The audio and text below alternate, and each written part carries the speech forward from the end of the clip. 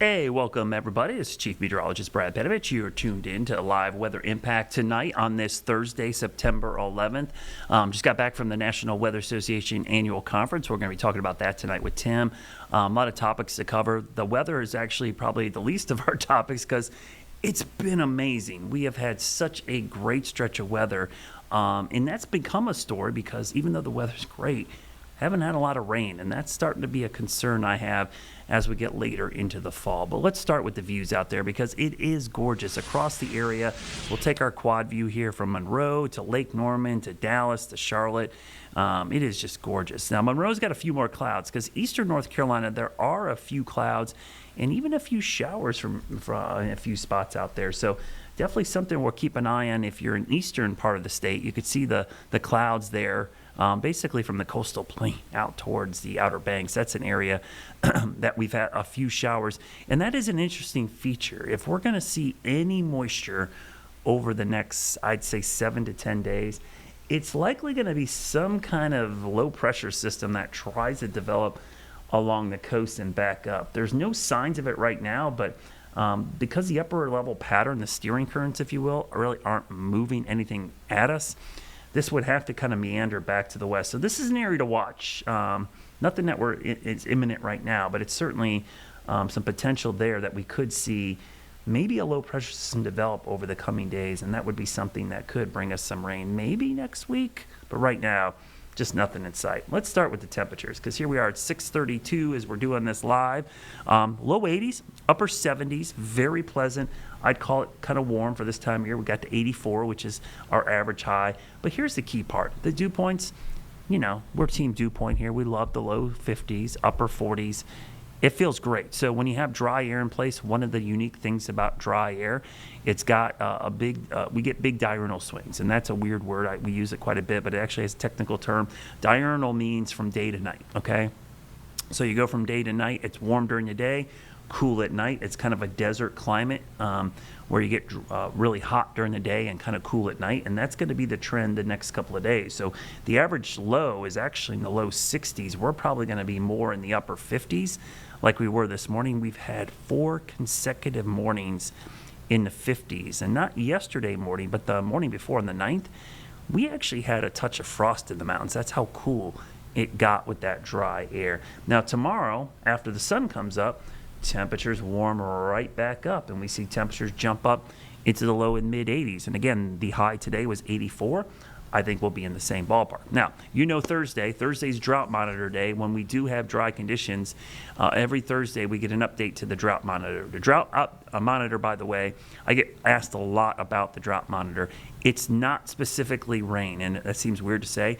It's impact. So even if we're above average for rain or below average for rain, if the lack of rainfall starts to have impacts, and that means wildfire, stream flow, agricultural, water restrictions, you'll see the drought monitor start to go up, meaning there's some issues. And even if for the year we could be above average for rainfall, you could be in a drought because it hasn't rained in the last couple of weeks. Rainfall is about consistency. It's not about amounts because you can't really keep the rain that fell several months ago.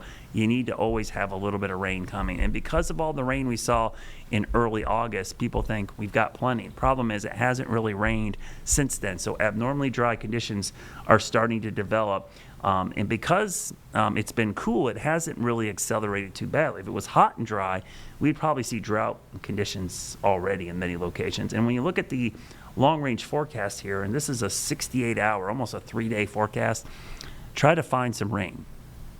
Not a lot out there, but you see the low pressure we talked about on the coast possibly trying to develop. That's something we'll keep a close eye on, but right now, I don't think we're going to see much out of it. In fact, the 7-day rainfall forecast is pretty much close to zero. That's about as dry as you're going to get around here over a 7-day period. When 20% is the best you can do, you know it's dry, and that's kind of what we're seeing for early next week with dry conditions. But the benefit of this is the dew points never really go up. So at least it stays comfortable. And these are kind of correlated. You need some dew point air, some higher dew point air to get in here to kind of give us a chance of some rainfall. And right now, just not seeing a lot of that heading our way. Quick update on the tropics. Yesterday, we had the peak of the hurricane season. It's the exact peak day is September 10th, so we're right in the wheelhouse. And right now, nothing imminent, but a tropical wave is coming off the coast of Africa. And like last year at this point, when we were in a lull, we started to see things get active about mid-September, and then they stayed incredibly active through the end of October. So we are not out of the woods yet, but something we'll keep a close eye. And I'll talk to Tim about this as well. We'll talk a little bit about things possibly getting active out there over the coming weeks. But right now, just nothing to worry about. Temperature-wise, yeah, it's going to be pretty warm here over the next couple of days. A heat dome builds in the middle of the country. We're kind of on the edge of it. We're not directly under it, but we are going to see some pretty warm conditions. And you'll see in the 6 to 10 day temperature outlook, that's the 17th through the 21st. So this is going into next week, above average temperatures. Now, this is a two-part issue here. One, it's going to be warm, but also the average high starting to go down as we get later into fall. So a warm pattern moving in at the same time that the average high is dropping means the departure there starts to get a little higher. So the chance of below average temperatures is really increasing because of this. So I would expect low 80s is about average for into next week. We expect mid to upper 80s, possibly close to 90. And by the way, we have not hit 90 yet since the 17th of August. We had 289s this month, but we have not hit 90. So we're still on track to not have another 90 before the end of the year. So let's go to the weekend forecast quickly. We'll show you that Saturday looks very comfortable, upper 50s to near 60 in the morning.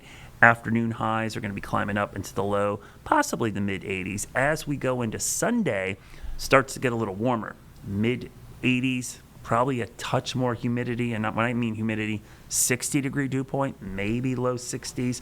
Let's look at the 7-day forecast, and you'll see pretty warm for Sunday, Monday, mid 80s. Average high is about 83 by then. Next week, the only rain chance I have is 20%. 20%. All I could muster there for Tuesday and Wednesday. We'll go 10 days into the future and give you a good long look at that. Notice the heat that really starts to build late next week, and that's that 17th through 21st time frame we talked about in the long range. A couple of those days, especially Thursday, Friday, Saturday, next weekend, could be mid to upper 80s. Close to 90, we might get close. I don't want to jinx it. We got close already a couple times this month at 89. But right now it looks like going into Friday of next week, possibly Saturday, we could see upper 80s, close to 90 degrees. But also notice no significant rain chances in that 10-day forecast. So that is a subject that Tim and I will be talking about coming up after the break. Are we going to see a fall drought develop, flash drought, which could be problematic for a couple of reasons. One being that we are now a year removed from Helene, and we have a lot of wood that fell a year ago and has had a whole year to season or dry out. So that is something the U.S. Forest Service has been concerned about, and the North Carolina Forest Service as well, that the year from Helene was the time to watch for potential fire dangers.